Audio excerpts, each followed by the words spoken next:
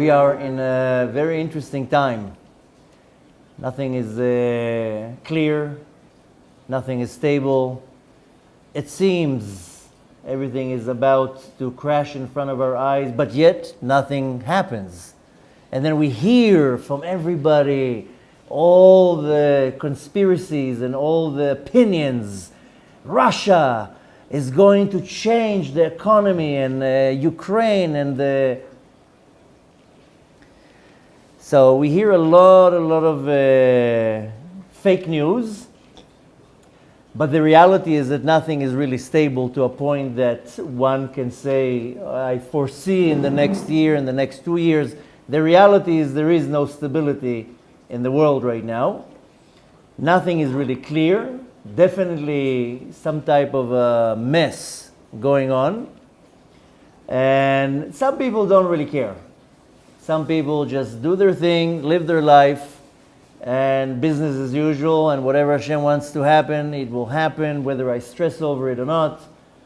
But that's the minority. The majority, in times of instability, are looking what they can lean on.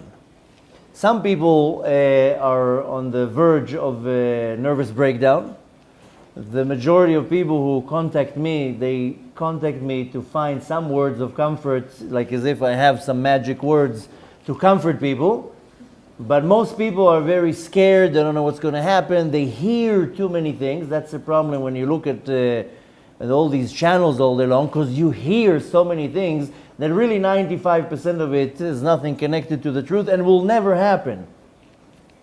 The crashing of the Bitcoin and crashing of this, and at the end everything will crash, but if you would know when, things would look different. But the reality is that people constantly look for stability, words or something that they can lean on to have some comfort and feel something that is safe. And for that, there's only one way, and that's called bitachon, that you have security in Hashem. There's no security in anything. You can't have security in the government, not in any type of agency, not in... nothing can really give you security. The only thing that can really give you security is Hashem. We call it bitachon, that I have security in Hashem. That doesn't matter what's going to happen, Hashem is in control. So, how do you activate the midah, the attribute of bitachon, of having security? That's not so simple. Very few people are walking with full security in Hashem. Nothing phases them, no worries, no anxieties, let the world collapse. Anyways, Hashem is running the show. Like I told you last class, I fall asleep very fast. Nothing worries me. I put everything in the hands of Hashem, not in governments, not in banks, not in any other psychopath. So how do you apply midat bitachon? How do you find some peace of quiet in the craziness of the world? Now, interestingly here, is that the bitachon, this attribute of security, is custom built. You're born with it. It's not something that you need to work for and acquire. You just need to know how to apply it, or how to really dig deep down into your soul to bring it up to the surface. But you're born with it. So today we're going to discuss not a simple thing, because very few people, like I told you, have midat bitachon. And by the way, I'm talking now about the instability of the world. Sometimes it comes to your livelihood, to your parnasah. And in many times it comes to you finding your other half, or in any project that you do, in any encounter that you have. Many people, they don't have bitachon, they don't have the security in Hashem that things will work out how they're supposed to work out. So David HaMelech says something very, very interesting in the book of Tehillim, chapter Heart, chapter Lamed Bet, verse Yud, verse 10.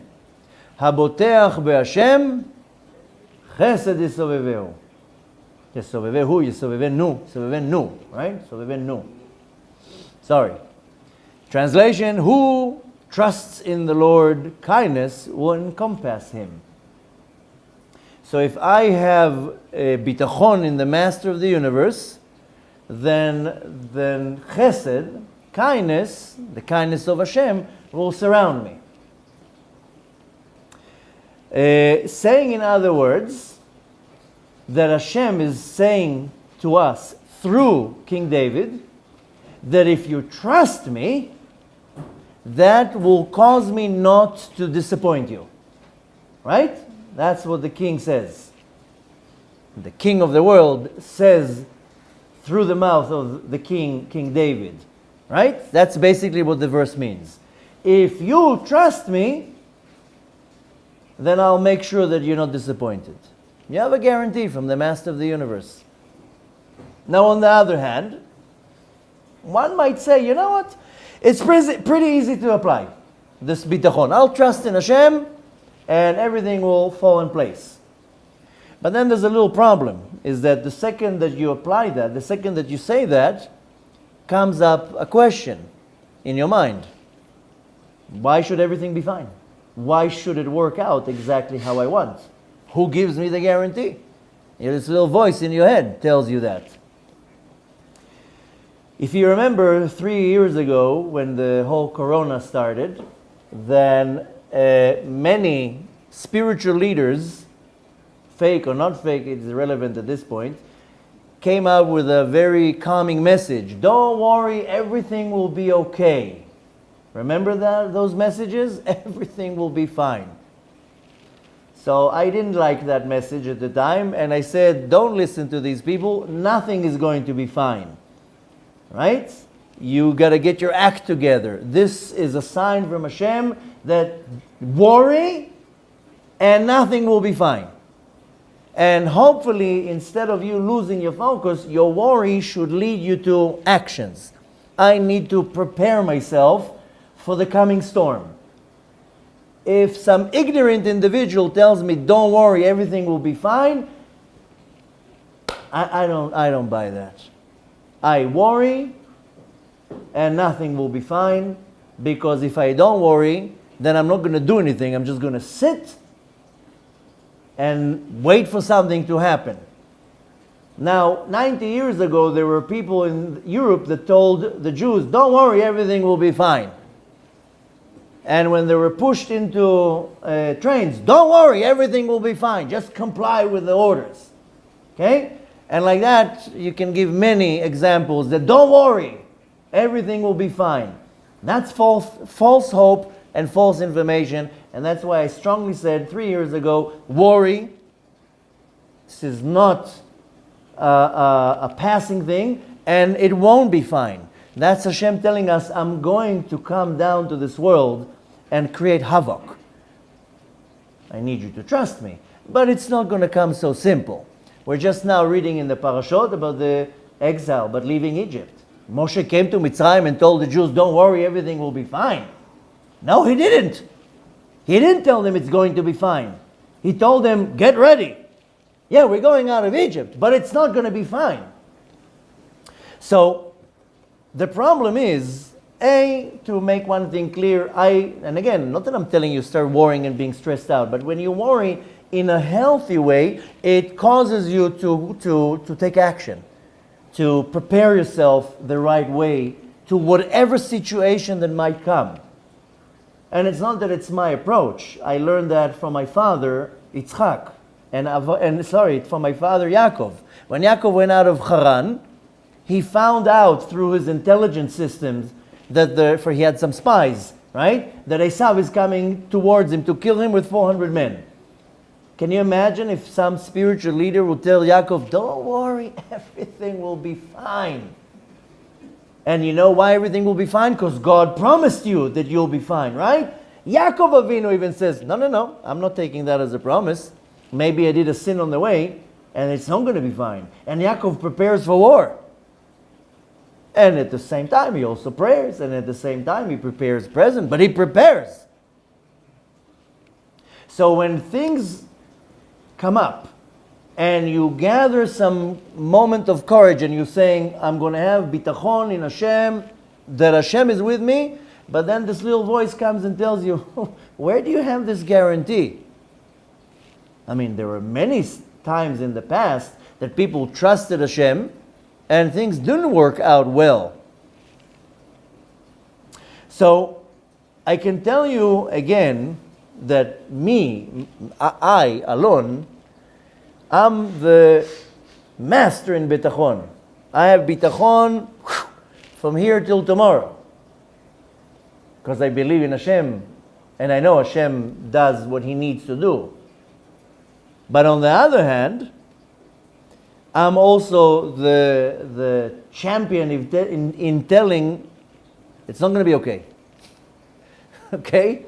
So in one way, I have full bitachon in Hashem. I preach that. I tell people you have to have bitachon. But I'm also, on the other hand, tell people don't be gullible. It's not going to be okay. It's going to be bad. Prepare yourself. And I rather say that and be mistaken than to say, don't worry, everything will be fine, and be mistaken. So I tell people, because I see things as they are, it's not going to be fine. The redemption is not coming with nice background music and some imaginary individual that will waltz us out of this exile. It's going to come with a lot of problems. More than we ever saw as the human race. Now it's just the preparation. It's Hashem giving us a lot of opportunities to do tshuva, to get my act together, to connect myself to Hashem, but don't think for 1 second it's coming nice.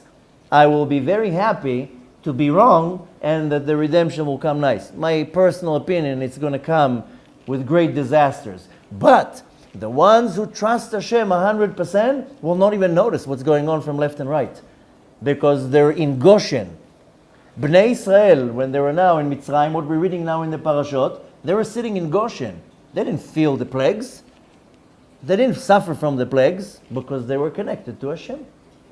So the ones who are connected to Hashem, as David HaMelech says, Zabotech b'Hashem, Chesed yisov mimenu. You're trusting in Hashem. You have security in Hashem. Kindness will surround you. You're not going to notice.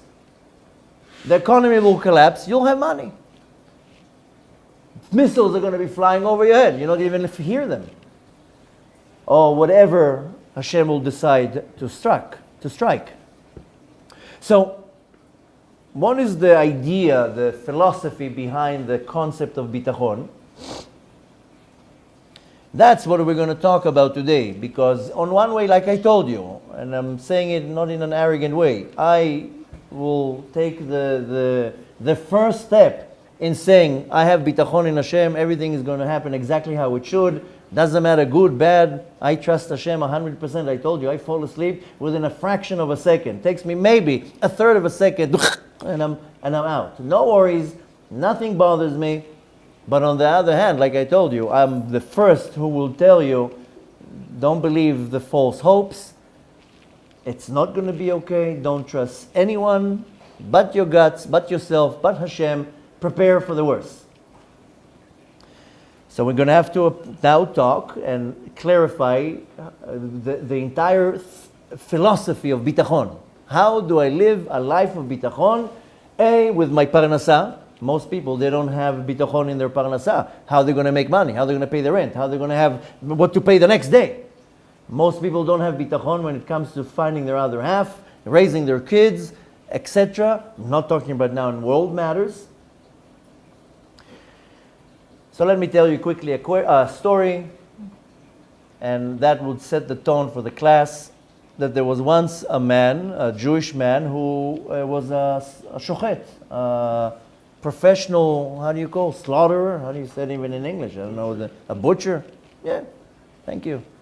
A professional shochet, that was his job. He would slaughter animals for his parnasah. I don't know if you're aware, the ones who slaughter the animals, the butchers, not the ones who are in the meat store, they're in the middle of nowhere.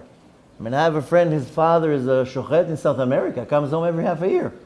And they're in all sorts of faraway places where the cattle is. Okay, this poor man, the father dies, and he comes to the home, to the shiva, to the burial.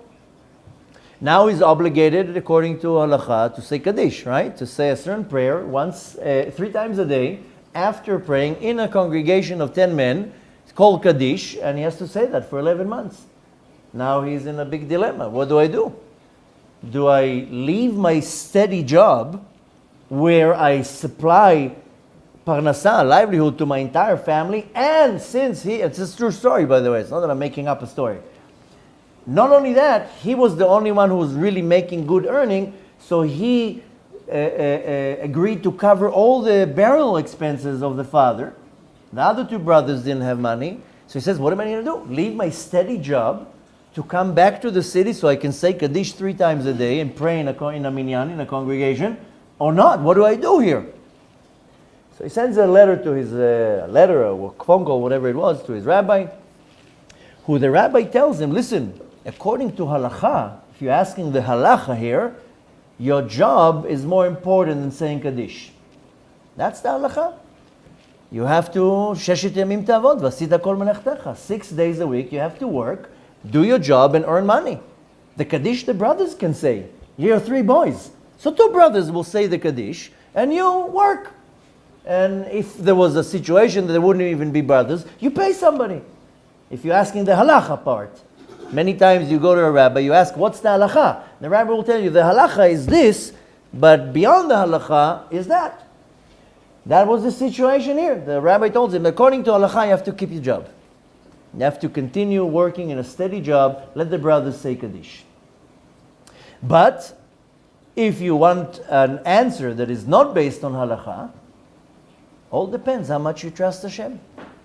If you have full bitachon in Hashem, then you're going to leave your steady job, go back to the city so you can pray 3 times a day in a minyan and say Kaddish. And if you have bitachon, Hashem will find you another job. Right? The question is, how much bitachon do you have? Now that's not such a clear answer, because the rabbi just told him, if you have bitachon, then Hashem will find you another job. Saying in other words, if you don't really have security and trust and bitachon in Hashem, it won't work. And you're not going to find another job. Stay in your steady job. So the rabbi took the approach of David HaMelech. Haboteach be'Hashem chesed yisovevenu. The one who trusts the Lord, then kindness will compass him. If you trust Hashem, then Hashem will pull through. Very interesting answer. Because basically saying, in other words, there are 2 paths to live your life. Right? One path, and by the way, the 2 paths is called choice. The first path is that you choose to follow the rules of nature. Right? It's called bederech hateva. I follow what the nature says. The rules, simple rules. But the other path, which is a choice too, is to have strong belief. That's above the nature. That is called bitachon. That's the definition of bitachon. That I have strong belief and I live above nature. I don't segregate myself or limit myself to the rules of nature. I go with God. As Morpheus told Neo when he was trying to teach him to fly, you have to let it all go. Fear, doubt, and disbelief. Free your mind. Then you'll fly, right? But that's how you live above nature. And if you live above nature, then you're not bound to the laws of nature. Because you are bound to the laws of God. Your choice. You choose. Therefore, David HaMelech says, Haboteach be'Hashem. If you put all your trust in God, chesed yisovevenu. Kindness will compass you. You attract, so to say, the kindness of Hashem. This is a perfect tool to overcome all your problems. I will just put all my trust in Hashem. Hashem will come through. But like I told you, it's easier said than done. Easily can be done, but then you have that little voice that puts that little doubt. What if it's not going to work? What if I'm going to, let's say, take the example of the butcher. What if I do leave my job and I don't find another job? Then I came out, in Hebrew we say, bald from both sides.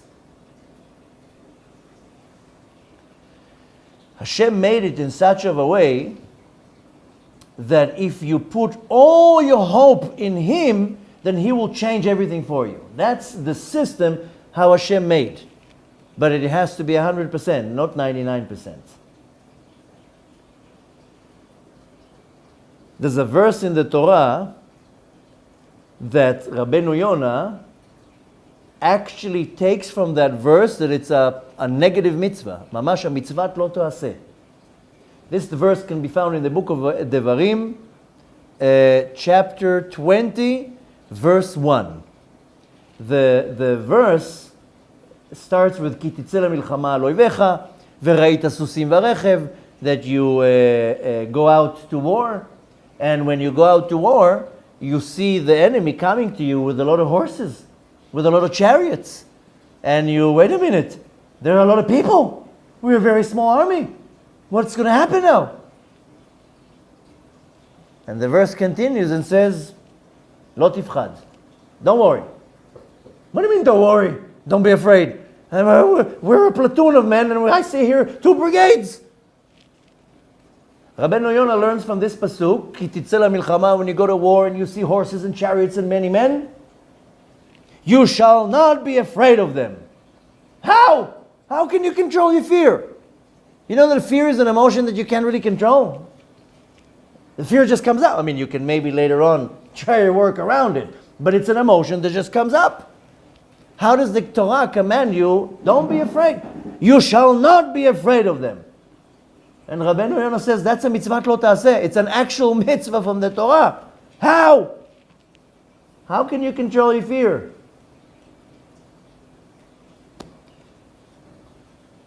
So, like David HaMelech says, and I'll repeat it for the 17th time, Tehillim, chapter 32, verse 10, Haboteach be'Hashem chesed yisovevenu. The mitzvah and the remedy for having trust in Hashem is the only tool for the success that everything should be successful. As the famous Hasidic saying says, think good and it will be good. Right? You heard that saying already. Some people think the Baal Shem Tov said it. It's not the Baal Shem Tov. It's the third Chabad Rebbe in the Lubavitch dynasty who said that. The Tzemach Tzedek. It's, for some reason people think or say or talk that the Baal Shem Tov said that. Maybe the Tzemach Tzedek heard it from word of mouth from the Baal Shem Tov. But the famous saying is from the Tzemach Tzedek, and again, the story was very briefly to tell you the story about a man. His son was very, very sick. Took him to many different doctors. Nobody had hope. And when the son was about to die, he traveled to Lubavitch to see the third Rebbe in the Lubavitch dynasty, the Tzemach Tzedek. His name is also Menachem Mendel. And he just told him, think good and it will be good. That's it. And that was already taken for many, many generations. So, think good, it will be good. It's a very nice sticker to put on your bumper and a very nice approach. Think good, it will be good. But when it comes to the actual point that you need to think good, to actualize it, then comes the doubt. Who says it's going to be good? And again, this doubt is a very, what would be the right word? It's right. I don't have the right word now, but it's right. Because Yaakov Avinu was afraid. Yaakov is called Habchir Sheba'avot, the greatest, the selected, the best of all 3 fathers. He was a prophet. He was still afraid, even though God promised him, don't worry, I will protect you. You will come out of Haran and I will protect you. He had a promise. Nevertheless, he was still afraid. And you know what he said? Maybe I did a sin and the sin is going to cause me to be punished. Yaakov Avinu was afraid when Esav was coming forward. So Yaakov Avinu had that doubt. Who said it's going to be okay? So, we are in Parashat Beshalach. I forgot to mention that, in case you forgot. So the 2 main themes in this parasha The first part of the parasha is the splitting of the sea, right? And the singing of the Shirat Hayam, which is a very epic event. But the next part of the parasha is the beginning of the wandering in the desert and the whole encounter of the giving of the man. So from this point on, for 40 years, they have no worries about their livelihood. They don't work, no jobs. And somehow, they get food delivered to their tent for 40 years. Now, seemingly, this is a great miracle. Many hold by that the man was one of the great miracles that happened in the desert. 40 years, just delivered to you, UPS, straight to your tent. But the reality, and I'm going to drop a bombshell right now to many, the man, not only that it wasn't a miracle, it was actually a punishment.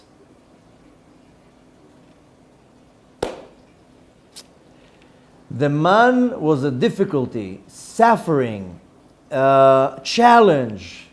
Yeah. And I know now many will be like pausing the video. I can't listen to this guy. So before you pause the video, wait another 30 seconds. The man was not a miracle. Ask almost any commentary or any learned rabbi, they'll tell you, yeah, the man was a miracle. Food coming from the sky? Straight to your tent? If it's not a miracle, then what is it? Then Moshe Rabbeinu himself and God himself say in the Torah in two places that it's not a miracle, it's a punishment. So really the concept of the man was a difficulty, suffering, a challenge to see if they're going to stick with God or not. If Hashem would want to do a miracle, you know what he would do? The weed would just grow from the ground in the desert by itself, right? That would be a miracle. That they would go out, find the wheat, grown from the ground, and harvest it and make bread. That would be a miracle. The man was a test from Hashem. In the book of Shmot, chapter 16, verse 4, it says as follows, Hineni mamtir lachem lechem min hashamayim. I am going to rain down bread. Go out and gather it. That's what it says in the parasha. Then it adds a word, lema'an. What's this lema'an? Lema'an annasenu. For that I will test them. That's what the Torah says, not me. So Hashem says, I'm going to rain man on you to test you. Anasenu hayilech betorati im lo. I will test you whether or not they will follow my teachings. So Hashem is telling you straight out that the man is a test. It's not a miracle. And for thousands of years, you were taught that the man was a miracle.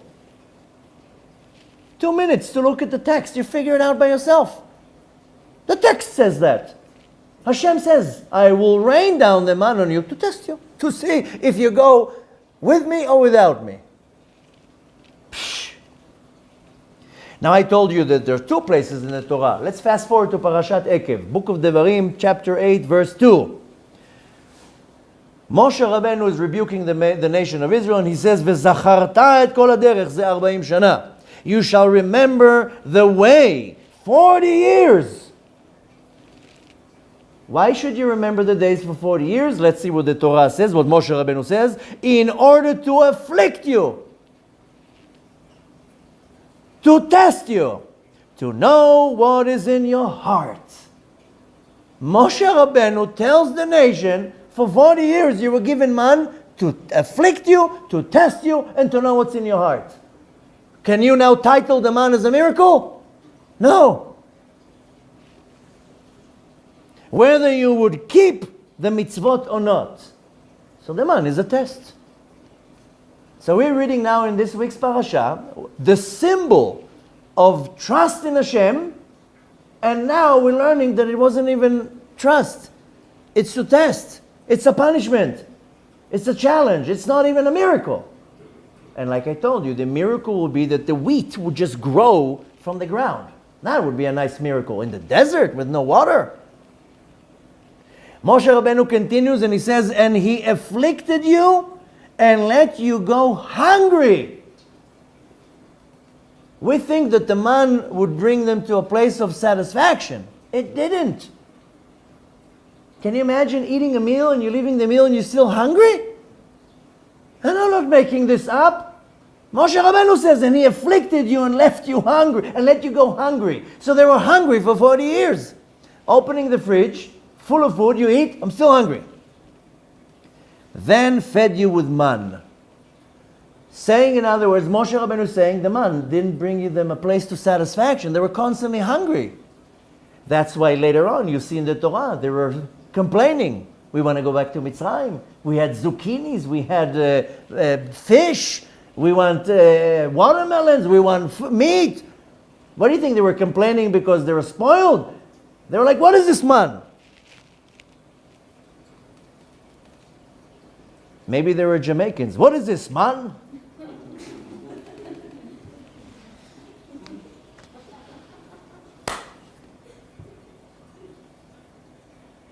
You know, that came to me as a shock because for many years I thought the man was a miracle.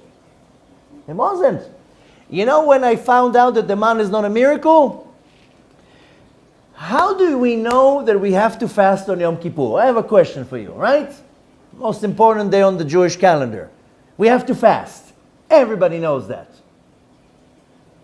Where does it say we have to fast? Quick challenge. Tell me. Where?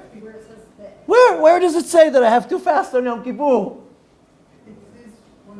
It doesn't. You know, don't try to find an answer. There isn't anywhere that it says that I have to fast on Yom Kippur.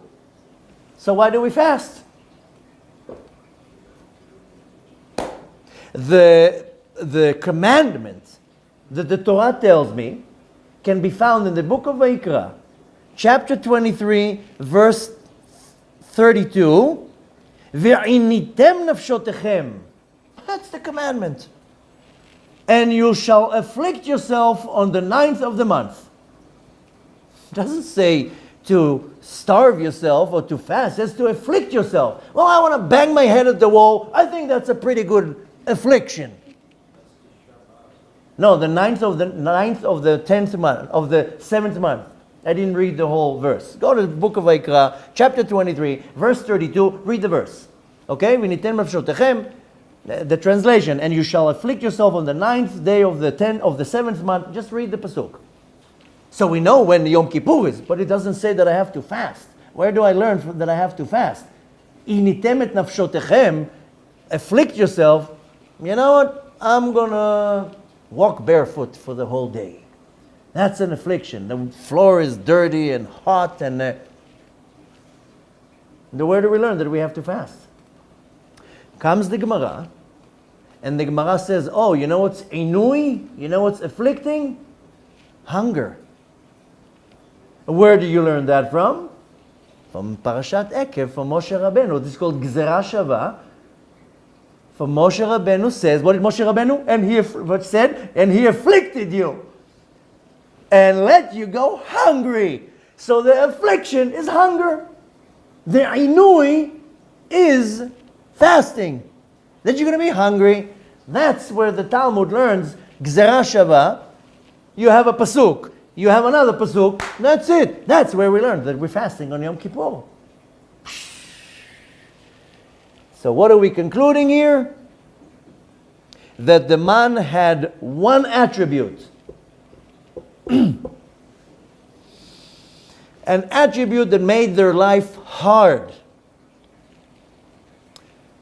The man was not signifying bitachon in Hashem, that they had trust in Hashem and they would just trust that the next day man will be. They actually went to sleep hungry and worried. What's going to be tomorrow?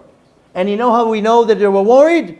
Because the Torah came and told them, don't even think about taking 2 portions and think it's going to last for the next day. And if you do that, it's going to rot. So that the Torah is already taking 2 steps forward and telling them, you can't save man, you can't store it, you can't freeze it, you can't put it in Ziplocs, it's not going to work. You're getting enough for 1 feeding. That's it. And if chas v'shalom somebody would take extra, then it would rot. So the man didn't have the attribute of bitachon. That's not the symbol of bitachon, of trusting Hashem.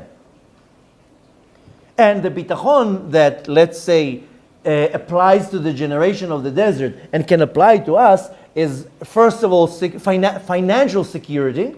Everybody wants some financial security. But also, in English it doesn't translate the same, but in English, sheket nafshi is called like a peace of mind. Sometimes my security, I just want to have a peace of mind. Stability. What causes people to be completely not focused is when they don't have financial stability, when they don't have security, they don't have a peace of mind, then they worry. So all this has nothing to do with the man. The man didn't give them any security. Lehefech. On the contrary, the man caused them to worry. What if tomorrow the man is not going to come? I had enough, I cleaned my plate. What if tomorrow there's no man? So not only that it didn't give them bitachon, it gave them worry.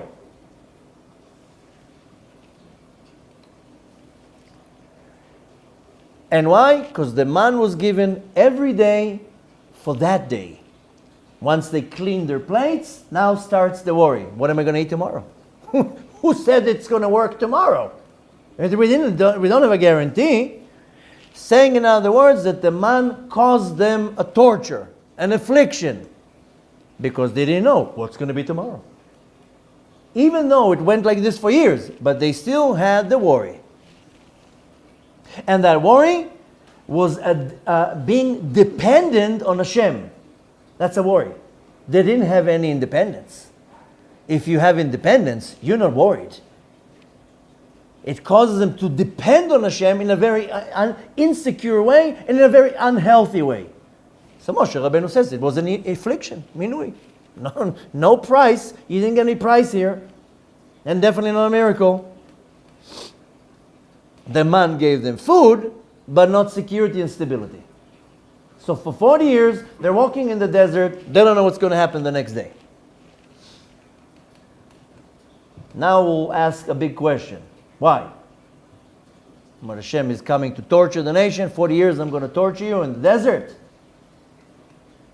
Hashem doesn't do nothing with no cause, with no reason. The man was an academy for bitachon. How do you acquire bitachon and trust in Hashem? 40 years they went through an academy. Saying in other words, whoever worries or worried till today will continue to always worry. And Hashem says, the same way that I took care of you for 40 years, I will take care of you for always. Hashem is telling you, if you were worrying till now, you'll continue worrying. If you see that I took care of you, for the last 20, 30, 40 years, I will continue taking care of you. Why do you need to worry? Every day we say a prayer. I hope you say it every day. It's called Birkat Hamazon. That's when you eat and you say the certain prayer, like a grace, but it's Birkat Hamazon. Okay, so it takes 7 minutes. 8 minutes, 12 minutes to the slow readers. It's the only prayer that we have from the Torah. Most people don't say that. They say it maybe once a week on Shabbat. Most people will drive 40 kilometers to the pizza shop that serves you mezonot pizza, only not to say Birkat Hamazon on the pizza around the corner. You're laughing, but that's the reality. Everybody's trying to avoid this prayer. Stupidity. The most powerful prayer that we have solves all your problems. You're obligated to say it once a day. Question yourself if you do that. Don't tell me you're allergic to gluten. So do sourdough. In that prayer, we say a very clear verse. Hazan umefarnes lakol. That feeds everybody. Hashem takes care of billions of birds, trillions of fish, billions of ants. Everybody has food. Cats. Did you see the cats here in this? You know what? They eat better than me. The cats here in Tzfat. Oh, fat. You come with the garbage, they're like, what did you bring today? Oh no, your neighbor brought something better. Sitting there on the garbage bins with a toothpick. Hashem takes care of everybody.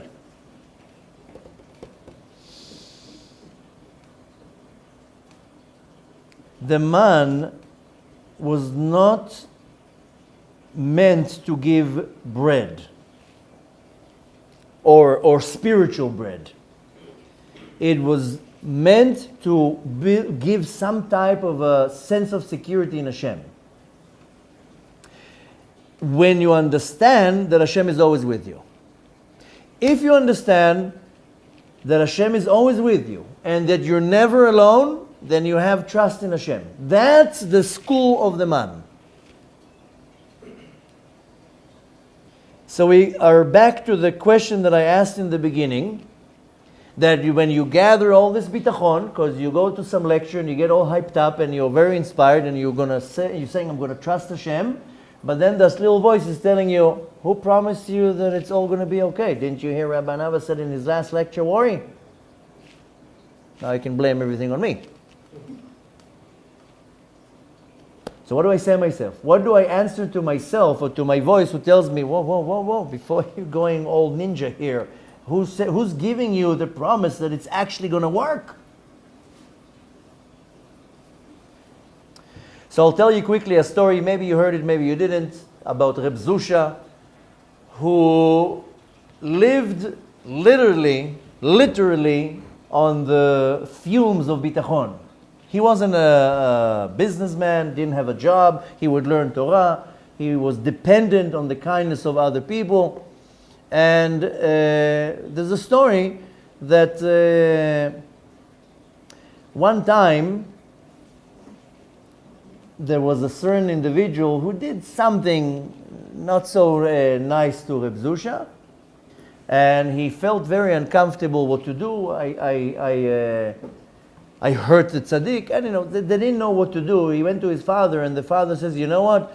Why don't you make Reb Zusha like a nice, good breakfast with eggs and some fish and nice bread, and you'll appease him with a nice breakfast. Okay. What happened was that was the situation. He finished eating, and the young man comes with this beautiful breakfast and puts it on his table. Comes out the shamash, the servant of Reb Zusha, and he couldn't believe what's going on. He was upset, he was angry, he was confused. When he was asked what's going on, he says, listen, Reb Zusha has this weird habit that when he finishes praying and when he finishes eating, he just sits on the table and he says, Abba, ani raev. Father, I'm hungry. And then I come out with the breakfast that I made for him and I put it on the table. He never thinks or remembers that I'm the one who's chopping the cucumbers and cutting the bread and everything. He thinks it's coming from Hashem. So today I decided to teach him a lesson. And I said, you know what? Tomorrow I'm not making him breakfast. And when he's going to say, Father, I'm hungry, nothing will come to the table.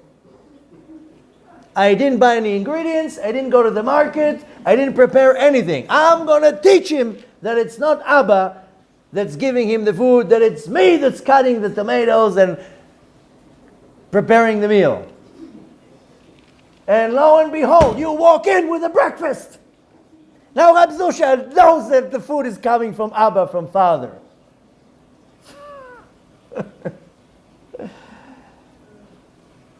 This is Midat HaBitachon. That even though that you know that Bederech HaTeva, by nature, what Reb Zusha didn't know, that the Shamash, the servant, is the one who's preparing the breakfast. He said, Abba ani re'ev, Father in heavens, I'm hungry. Of course he knew the servant is cutting the salad and preparing everything, or the eggs or whatever it is. But that's really the Midat HaBitachon, that you know that according to nature, it happens. But you say, I know that Hashem is the one who's going to decide how it's going to happen according to nature.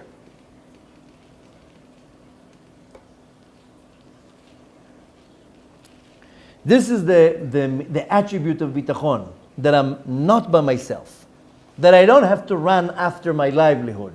I have to do my hishtadlut. I have to do my effort. I have to put out some work. But whether it's going to come from here, that's already depending to Hashem. As they say, we are the hands and feet. Okay? You have to walk to work. You have to do something. We are the hands and feet. But the master of the universe is the one who opens the tap. How much, by who, and when. That's it. It's a partnership here. Very simple. That's to simplify what's Midat HaBitachon. Okay. Up until now, what we said, very nice, very good approach. But we have to now look into another approach that might throw us off. And we have to bring it up so chas v'shalom nobody will have doubts. Some say that emunah, having trust and belief in Hashem, is to be calm because everything that is supposed to happen will happen. Right? And you cannot cause Hashem to do anything. Just sit back, relax, whatever is going to happen is going to happen. Okay, right? And let me add on that you can't do anything to add or to change what Hashem is going to do. Where it's incorrect, or forget about right now incorrect, is if this is the case, then don't stop praying. Right? Because if you need to sit back and relax and nothing and everything will happen as it's supposed to happen, and you can't change anything, so why are you praying? Stop praying. I'll give you a note now. You can be dismissed from praying. So, in the book Chovat HaLevavot, the duty of the hearts, the duties of the heart, he tells a story there. There's a story with Rabbi Akiva that was traveling and he went into a city and was knocking on the doors and asking for a place to stay. So there's a few versions of the stories. One of the versions says that nobody wanted to host him because it was around the time of the Mered Bar Kochva and they didn't trust him and they didn't want to listen to him or whatever. It's irrelevant right now. The story is, what's important for us to know, that nobody hosted him. So what did he do? He had to go out of the city and he went to the forest. And he had a candle to learn Torah. He had a rooster to waking up in the morning. And he had a donkey to carry his stuff. Okay. As he camps out in the forest, wind comes, blows off the candle. Okay, now he can't learn Torah. A lion comes and eats the chicken, the donkey, chicken.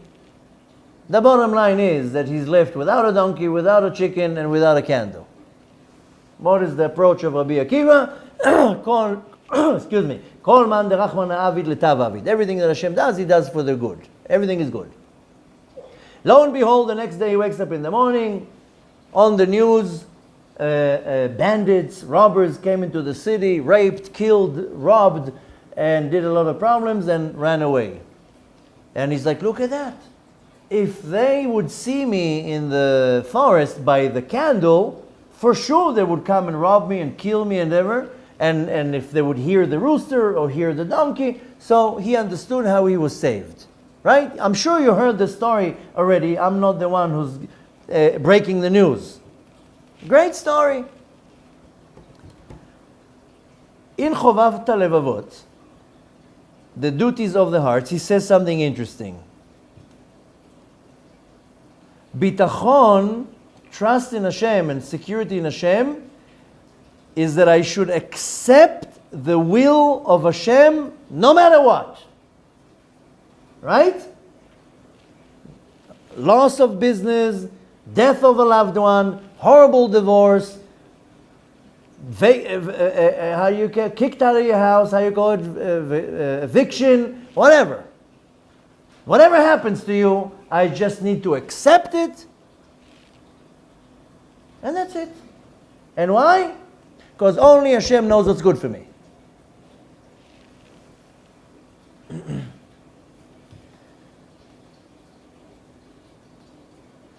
So if we're going by the story of Rabbi Akiva,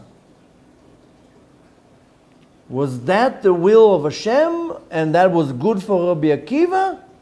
If that's the approach? And if this is the case, how come King David says that if I trust Hashem, then kindness will surround me? When you just said that bitachon is that I have to accept whatever happens, doesn't matter what, because Hashem knows what's good for me.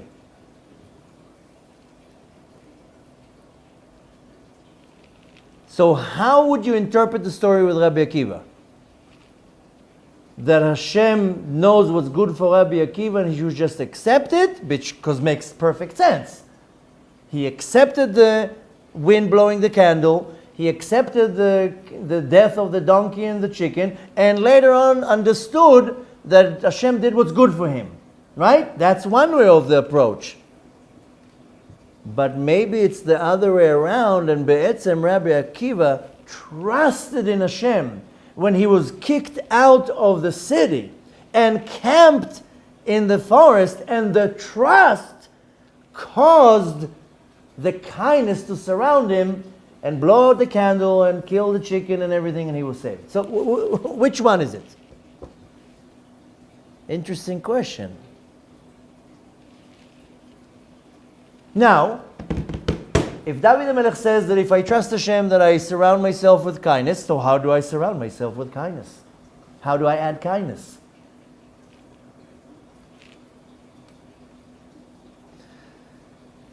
Hashem, when He created the world, He made a lot of rules. One fundamental rule that He did, I'm sure you know of it, it's called midah keneged midah. Measure for measure. Right? You're familiar with the term. Saying, in other words, that Hashem is walking with me. David HaMelech says, in Book of Tehillim, chapter 121, Kuf Kaf Aleph, verse 5, Hashem tzilcha al yad yaminecha. Translation, the Lord is your shadow by your right hand. The Baal Shem Tov explains that verse and says, whatever you do, like a shadow, Hashem is your shadow. Pretty simple. Saying in other words that it all starts with you. You really control your mazal. Now I don't want to translate the word mazal luck. Luck is when you go to Vegas, you need luck. Mazal is not luck. Even though the translation, if you put in Google the word mazal, it will come out as luck. But mazal is something completely different. I told you already, mazal is the shefa, is the abundance, the flow that comes from the world above to set your life. The acronym of mazal is makom, zman, limud, the place, the time, and your Torah. And you set your mazal. You are born with a certain mazal, and according to your behavior, mazal comes from the word in Aramaic, mazaliyahu. And I'm sure it sounds familiar to you. It's the same root in the word in Hebrew, nezilah, nazil, something that drips.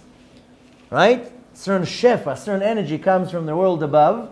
It's called chayut, a life force. And how much you open the faucet, that's how much it will drip down. You are the ones who's controlling the mazal, how it will come to you.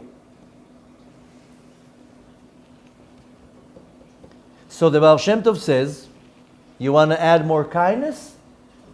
It starts with you. Hashem is the shadow. Hashem tzilcha al yad yaminecha. David HaMelech says that Hashem is the shadow. Saying another, you start. You start, or as Hashem would say, you lead, I'm after you. That's it. So I'll tell you quickly a story. There was a man who sat in a lecture, and the rabbi said that if you have real strong emunah and bitachon, trust and belief in Hashem, and you buy a lottery ticket, you'll win. Ooh! The guy was like, he goes out, buys a lottery ticket, didn't win. I said, okay, maybe this week didn't work well. The next week goes the guy buys a lottery ticket, nothing. The following week buys a lottery ticket, nisht. He comes back to the rabbi and says, listen, your approach doesn't even work. 3 weeks, I didn't win nothing. So the rabbi tells him, listen, give me 1 second. Starts doing all sorts of meditations, Kabbalistic stuff. And he says, okay, I made all the tikkunim in the world above. Now I see that this week you're winning the $50 million prize. Guarantee. And I'm so confident that you're winning, that I'm going to buy your ticket for half price.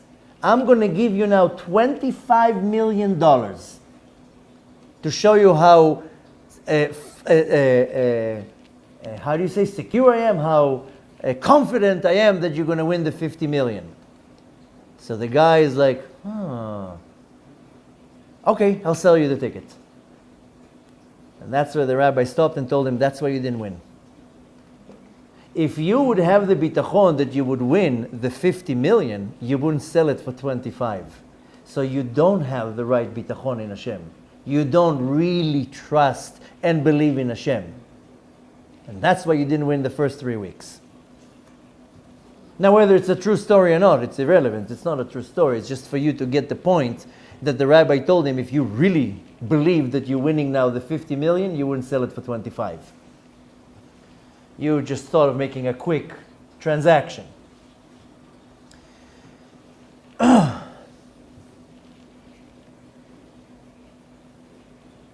You have to elevate yourself to such a place that you know that Hashem is the only one.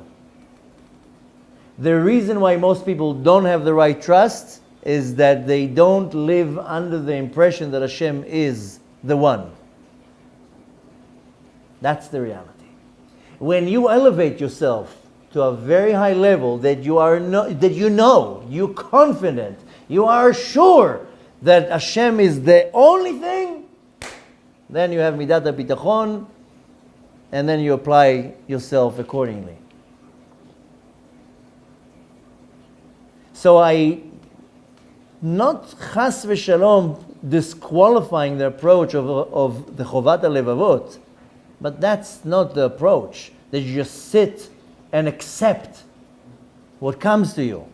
That's not the approach of the Torah. Then it's not true that you can't change anything. That's why Hashem gave us prayers. People pray all day long for the health of somebody they love or the health of somebody they don't even know. And they pray for their parnasah, to meet their other half. If that would not work, Hashem would not tell us to pray. Saying in other words, yes, you can change what's coming to you. How do you add the chesed? When we're asking David HaMelech, then very simple. You start. You start. Hashem will follow. Hashem says, I have your back. Yeah, you take the initiative.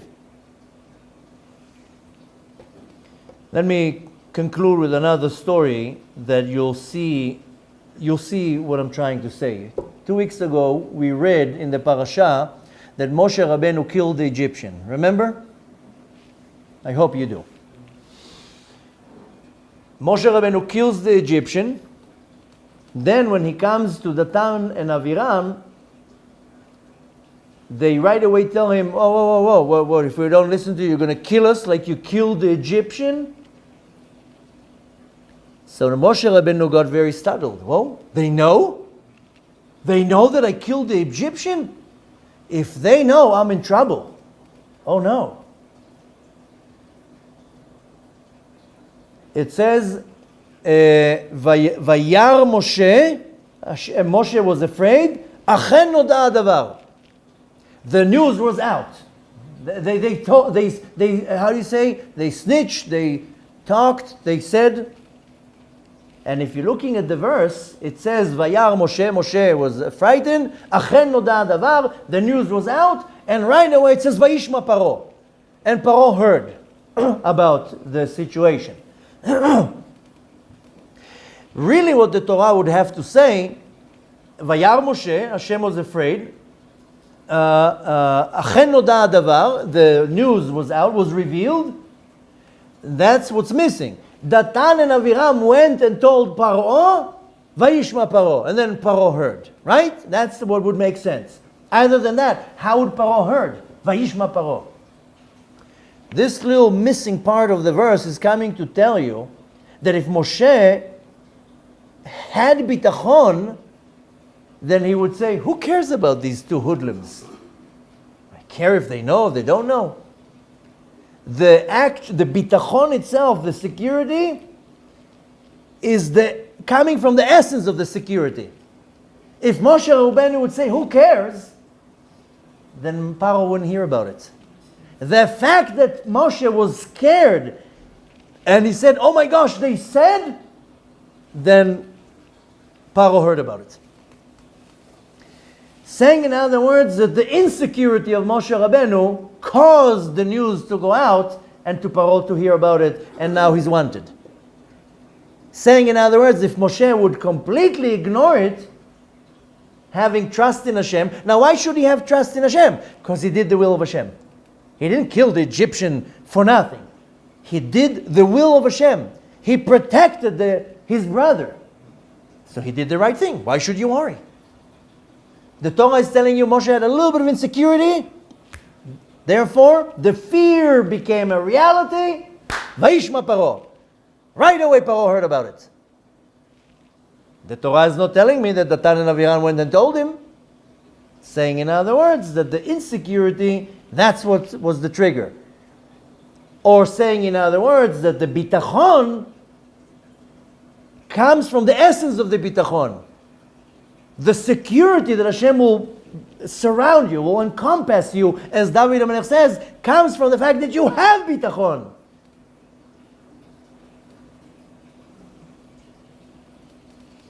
Since Moshe Rabbeinu, there was a doubt. He depended it on on nature.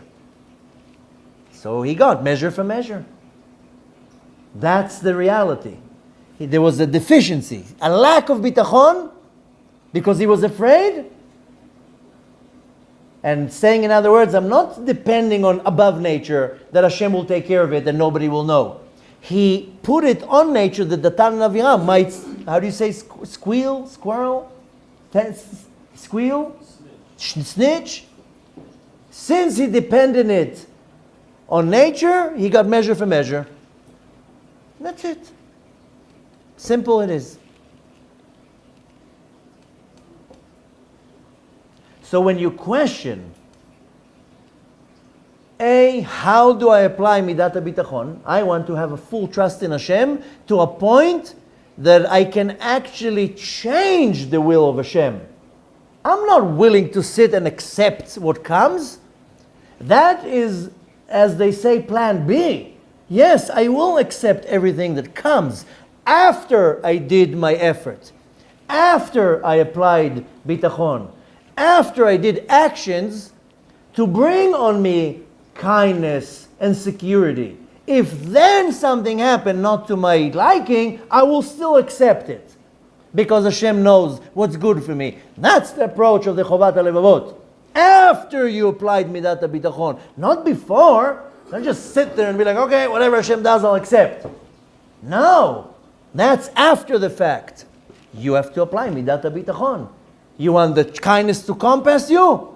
Then just remember that you are the right hand, Hashem is the shadow. You have to live with the fact that Hashem has your back. That if you go beyond the letter of the law, like I told you, the two choices I told you in the beginning. A, that you go according to nature, and you're subject to nature. Or you go beyond nature and you lean on Hashem. So Hashem says, you trust me? I will make it work how it's good for you. I will not fail you. I will not disappoint you. I will make your desires happen. I will come through. You'll see how I step forward, and miracles will be beyond what you can imagine.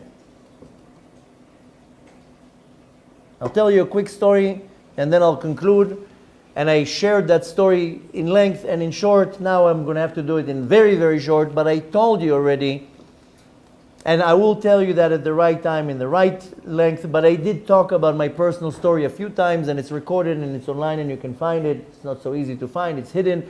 But I told you that after I suffered my near-death experience, a year plus later, I was arrested by the FBI and thrown to jail with an indictment with 47 counts, looking at 40 years in jail. It was right after September 11, and I ended up sitting in jail for a year and a half, facing a federal indictment with 47 counts, that even if I wipe off half of it, I still get to sit in jail for 40 years. Somehow, miraculously, I was able to, after a year and a half, to get bail, because the first year and a half they didn't approve bail, because it was right after 9/11 and they connected it to terrorism. No bail. Somehow they approved bail. I got out of jail, started a whole journey of just one thing after the other, became worse and worse. And really in jail, it's when I started doing tshuva, by the way. Not the year before that. The year before that was just getting the hang of it. In jail is when I started to do tshuva. But when I came out of jail, that's when I met my rabbi. After a short encounter, started learning with him, felt safe enough a few weeks later, and I told him what's going on. And he told me, very simple, it's all a test from Hashem. It's just a test. If you fail the test, you'll sit in jail. If you pass the test, nothing will happen. You need to go and learn Torah all day long. You need to observe Shabbat, eat kosher, pray, guard your brit, do this, do that. It's all a test from Hashem. And if you trust Hashem, nothing will happen. For half a year, I was a Jew on steroids. Nothing in the history of Judaism like that. Sleeping for 2 hours, the rest of the day just immersed in Torah. Any possible thing that I can just put under my wing, I took.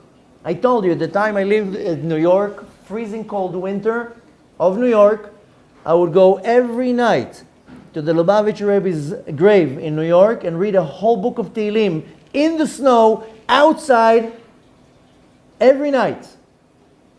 Went to a freezing mikveh, prayed at 4 a.m. I was on steroids. Of course, not real steroids. Learning Torah from morning to night.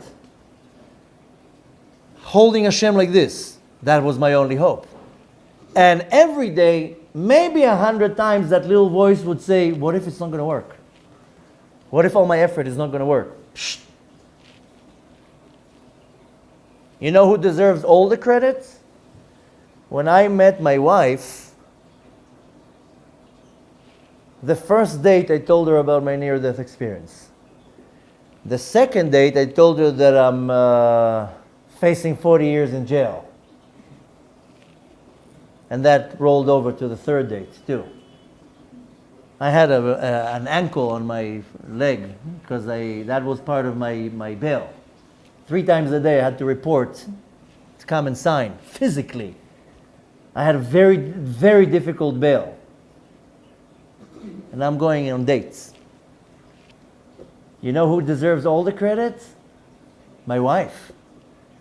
You know, she married me a month before my trial. Can you imagine the bitachon? What bitachon? She says, I'm with your rabbi. It's just a test. I trust you that you'll pass the test. We got married a month after my wedding. I had my trial. 127 people were arrested at the same time. Me being the top of the pyramid. 2 people from the 127 people came out of this like as if nothing happened. You know what I got? A year probation and $1,000 fine. That's what I got. Some of my friends are still in jail, by the way. This is going back 20 years ago. Some of them got 15 years, 20 years, 17 years. That's how I walked out of the courtroom. Nobody could believe what's going on there. And my lawyer tells me, don't be so happy and so excited. The immigration is probably waiting outside to arrest you. Never came the immigration. Never. And the story goes on and on and on. I told him, I'm giving you the extreme short version of the story. But why?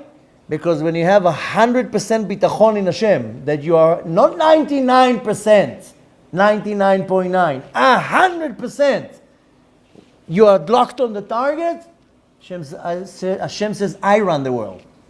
Not the judge, not the FBI, not the district attorney. I run the show. I'll show you what I can do. What never been done.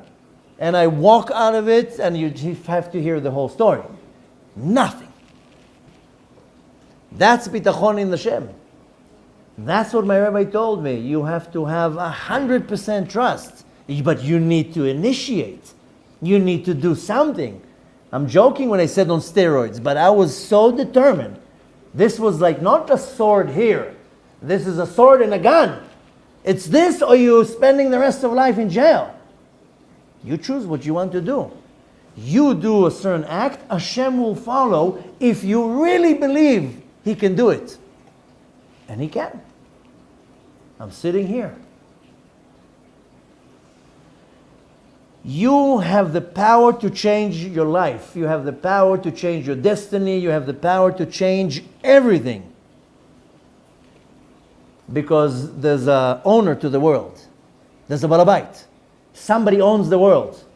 Not a government, not any agency, not a minister, not a king, nobody.